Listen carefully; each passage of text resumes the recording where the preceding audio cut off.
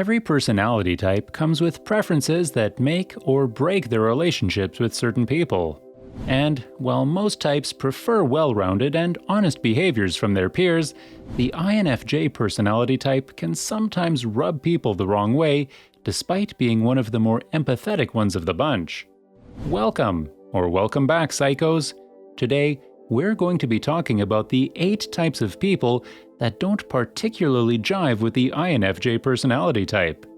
Before we get into it, we'd love it if you liked and subscribed to our channel, as well as to click the post notification bell so you never miss a video. Number 1. People can't wait for INFJs to open up. In a fast-paced world where no one stops to give another the time of day, it's fair to say that some people can get rather impatient when it comes to allowing an INFJ to open up at their own pace. Let's be real, even the most patient people can find themselves surprised time and time again by the things an INFJ can end up revealing about themselves as time goes on. They're like an ever-peeling onion that shed their layers one by one as they slowly warm up to people. Unfortunately, usually this means an INFJ will have another figured out far before they ever allow them to see the deeper aspects of their personality. And if this doesn't automatically cause someone to give up on attempting to crack them, it can certainly make people feel like the INFJ was hiding certain characteristics about themselves at times they thought full trust was already initiated. Luckily, the ones who are patient enough to get an INFJ and appreciate their leisure approach to truly feeling understood are the ones this empathetic type rather keep around anyway. Number 2. People who have buried hate in their hearts. There's no doubt there is hate in this world.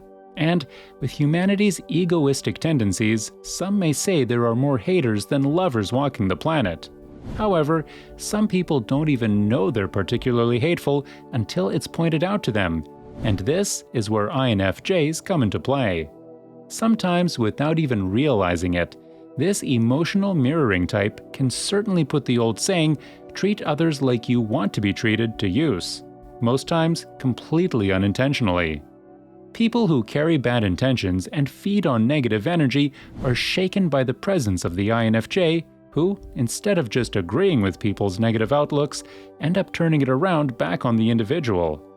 Whether it's through deep questioning of their intentions or staying silent, most INFJs refuse to be dragged down by other people's buried hate they hold in their hearts, and it's fair to say this can make people rather uncomfortable.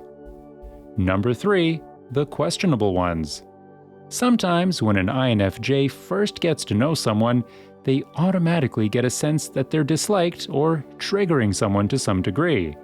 And while the INFJ likes to be liked, as most of us do, sometimes this sense of dissatisfaction isn't worth the INFJ redeeming themselves from, especially when they know they've done nothing wrong. In fact, this judgmental disharmony is a guaranteed red flag that most times proves that the simple genuinity they bear is too much for some people to handle, usually the ones that have seriously negative traits that they don't want revealed. When this happens, it's rare for the INFJ to stick around long enough to figure out what that negative trait may be, and so it's left as a mystery that they leave for someone else to unveil. Number 4. Liars and manipulators. Okay, it's fair to say that liars are among the most disliked people of society, even by liars themselves. Nobody likes to be used or manipulated, but INFJs especially despise it. Because an INFJ's intuitive nature can trigger strong gut feelings about the people they meet, it makes it nearly impossible to overlook the negative qualities they pick up on. And when liars aren't fooling their prey, it can be difficult for them to feel like they can be their lying selves, which ultimately creates dissatisfaction within the connection. While they may not call someone out in the moment, considering their preference of avoiding conflict, INFJs themselves can be extremely uncomfortable when caught in a conversation where they or someone else are being lied to or manipulated, which ultimately leads to a seriously awkward encounter. One that both parties will certainly not want to go through again. Number 5. People who thrive on superficiality. INFJs are about as unsuperficial as they come, And not because they chose that way of living, but rather because they can see how superficial ways of thinking don't bring them the happiness they crave. INFJs love depth in all areas of life, rarely settling for the surface-level explanation of life's offerings, and this simple need for realness is exactly what triggers some people's fears. Not everyone feels comfortable digging deeper into themselves, their habits, or their understanding of the world around them.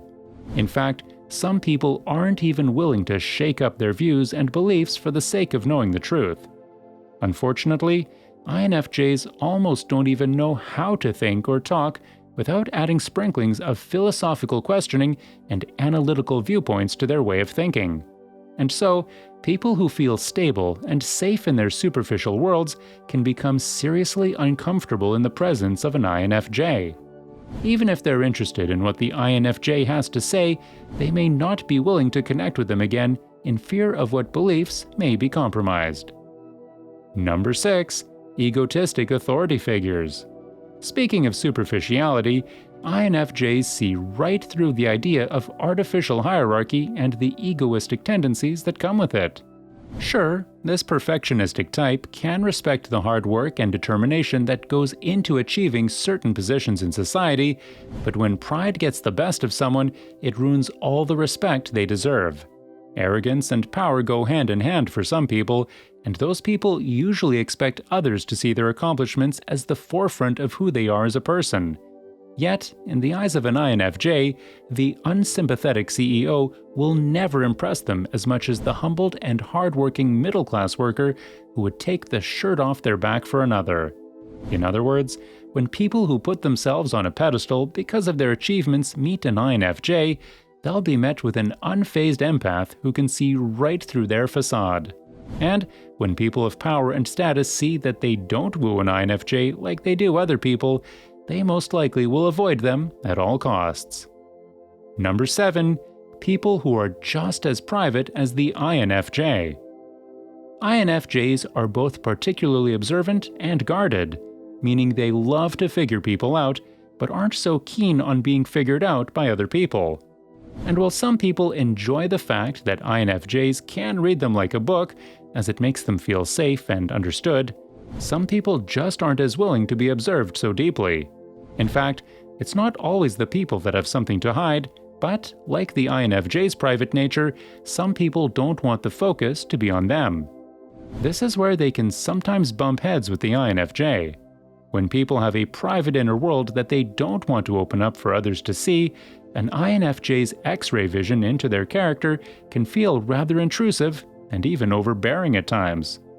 The deep curiosities and therapist-like energy that an INFJ exerts may be just enough for some people to confirm that they don't like the feeling of being around this intuitive type, even when they can't exactly pinpoint what it is that makes them feel uncomfortable. Number 8.